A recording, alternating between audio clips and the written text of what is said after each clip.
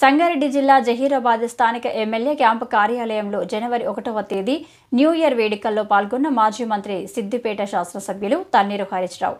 జహీరాబాద్ శాసనసభ్యులు Koninti Manik Rao, DCMS chairman Shivakumar,